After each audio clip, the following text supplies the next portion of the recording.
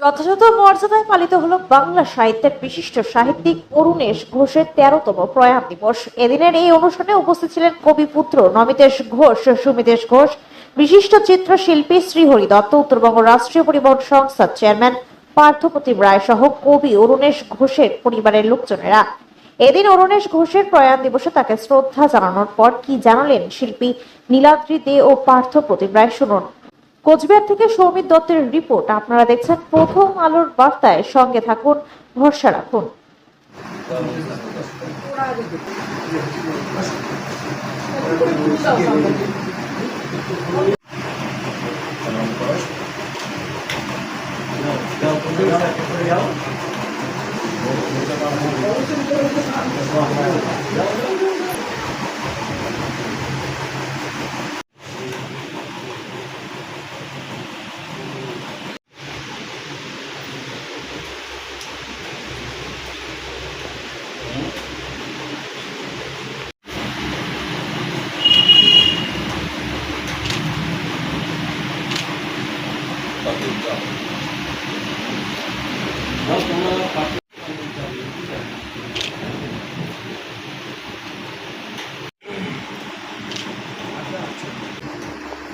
অরুণেশ ঘোষের 14তম প্রয়াণ দিবস। দেখতে দেখতে 14টা বছর এক লহমায় কেটে গেল। কারণ প্রথম দিনে সেদিন মৃত্যুর দিনের সেই ছবি আমার কাছে এখনও স্পষ্ট, যে আমি তখন স্কুলে ছিলাম। সুমিতেশ দা ফোন করলো আমাকে, এরকম বাবা আর নেই, জলে ঘুরে মারা গেছে। আমি বাইক নিয়ে মোটামুটি থেকে আসি, সেটা দেখে তখন হাসপাতাল থেকে ফিরিয়ে নিয়ে গিয়ে বাড়ির ওখানে শুয়ে রাখা হয়েছে। এই স্মৃতিটা আজকেও এসে ওঠে। আমি প্রত্যেক বছর এই প্রয়াণ দিবসে এবং জন্মদিনে কবি বাড়িতে যাই, সকলে মিলে শ্রদ্ধা জানাই। আমি অরুণেশ জেঠুর সঙ্গে তার জীবনের শেষ পর্বটায় ওতপ্রোতভাবে কিছুটা ছিলাম। সেটা 2009 থেকে 2011, 2 বছর সান্নিধ্য দিয়েছি। তার বাড়িতে নিয়মিত যাতায়াত ছিল, কাছে থেকে দেখার সুযোগ হয়েছে। তার পরবর্তী সময়ে তার লেখা পড়ার সুযোগ হয়েছে। আমি বেশ কিছু যেহেতু লেখা গ্রন্থ, যেগুলো কবিতীর্থ থেকে প্রকাশ হয়েছিল, সেগুলো অনেকটাই পড়েছি এবং তার জীবনযাত্রার বেশ কিছু কথা তার মুখ থেকেই শোনা। একসময় দেশ পত্রিকা তাকে বলেছিল কলকাতায় গিয়ে পাকাপাকিভাবে থেকে সেখানে দেশের জন্যই শুধু লেখা। সাগরময় ঘোষ সম্ভবত তখন সম্পাদক। তিনি যাননি, বলছে আমি এই হওয়ার আগে গুরুমারি ছেড়ে যদি যাই, আমি যে প্রেক্ষাপট, যে অভিজ্ঞতার, যে জীবন নিয়ে আমি লিখি, কলকাতার সেই কংক্রিটের জঙ্গলে গিয়ে আমি সেগুলো লিখতে পারব। সুতরাং আমার লেখাই যখন বেরোবে না, সুতরাং বাণিজ্যিকভাবে লেখার চিন্তাভাবনা আমি কখন করি। তো সেই অফার কিন্তু মেলায় অরুণেশ ঘোষ ফিরিয়ে দিয়েছে, প্রত্যাখ্যান করেছে।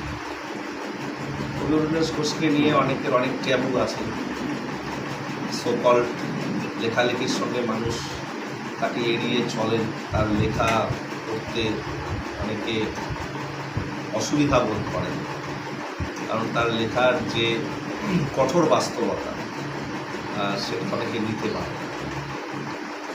তো আমি কবি অরুণেশ ঘোষকে নিয়ে আমাদের রাজবংশী ভাষায় আমি কয়েকটা লাইন শুধু লেখার চেষ্টা করেছি। অরুণেশ ঘোষ কলকাতায় যায়নি, ধারাবাহিক সাহিত্যের স্রোতে নিজে ভাষায়নি। অনেক মানুষ তার সমসাময়িক তারা খানিকটা এড়িয়ে চলত, অন্য চোখে দেখত। কিন্তু যারা নিবিড় পাঠক অরুণেশ ঘোষকে পড়েছে আর বিস্ময় প্রকাশ করেছে, এবং পরবর্তী সময়ে এই প্রজন্মের বেশ কিছু মানুষ অরুণেশ ঘোষকে নিয়ে পড়ছে, জানার চেষ্টা করছে, গবেষণা করছে। এটা ভালো দিক। আমি বিশ্বাস করি একটা দিন আসবে অরুণেশ ঘোষ ব্যতি রেখে বাংলা সিলেবাস হয়তো সম্পূর্ণ। এই প্রয়াণ দিবসে কবির শ্রদ্ধা নমস্কার জানিয়ে বিশেষ আজকে কি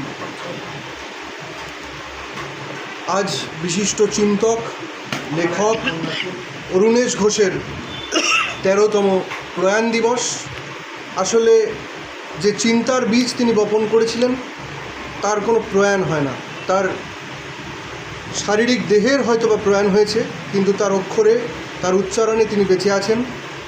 এই সামগ্রিক যে তার কর্মকাণ্ড, তার যাপন, তার থেকে উঠে আসা অক্ষরগুলো যেগুলো আমরা বই আকারে পাই, সেগুলোকে নিয়ে আমরা সামনের দিকে এগিয়ে চলব। তাকে আমরা তার লেখার মধ্য দিয়ে উদযাপন করি এবং বরাবরের মতো করছি। আমাদের আগামী প্রজন্ম বিভিন্ন তাদের কাজে, তাদের পাঠ্যে কিংবা গবেষণায় অরুণেশ ঘোষকে নিয়ে চর্চা করবেন, এ আমাদের আশা। আজকের দিনে দাঁড়িয়ে আমরা তার পাঠকেরা, তার পরিজনেরা, আমরা সবাই মিলে সমবেত হয়েছিলাম। আমাদের স্মৃতিচারণায় অরুণেশ ঘোষ উঠে এলেন। আজকের এই আয়োজন একটি প্রতীকী মাত্র। আমাদের মূল কাজ তাকে চর্চায় আনা, তাকে চর্চা করা। আপনার নাম? আমার নাম নীলাদ্রি দেব। সাহিত্য সম্পর্কে আলোচনা বিভিন্ন জায়গায় হয়েছে।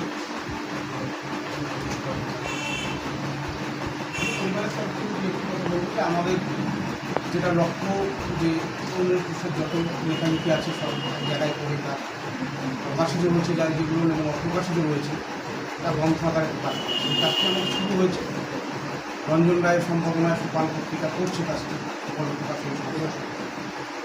প্রথম খণ্ডটা বেরিয়েছে, এখন ধাপে ধাপে বাকি খণ্ডগুলো এবং ডায়েরিগুলো সমস্তটাই বেরোনোর কথা শোনা। দ্বিতীয় খণ্ড যেটা, সেটা আগামী বছর পয়লা বৈশাখে বেরোবে। এখন সেই একটা লক্ষ্যেই আমরা এগোচ্ছি, সেখানে সবারই সহযোগিতা পাশে থাকা এবং তার শুভানুভূতি যারা আছে তার লেখা যাতে আরও তার পাঠকদের কাছে পৌঁছতে পারে সেই চেষ্টা সবার কাছে স্বীকার করা, এই একটা আবেদন থাকবে। কারণ তিনি তো সবসময় প্রচারমূলক ছিলেন, তখন প্রচারে আলো আসেননি, সবসময় নিজেকে একটা আবদ্ধ রেখেছেন এক জায়গাতে। তো আমরা তার যে লেখালেখি, তার যে জায়গাটা, সেটা পাঠকদের কাছে ছড়িয়ে দেওয়া প্রত্যেকেরই আমাদের কাজ মনে করি, যারা তার মনে করে দেওয়া। এখন এই লক্ষ্য নিয়ে এগিয়ে যাওয়া।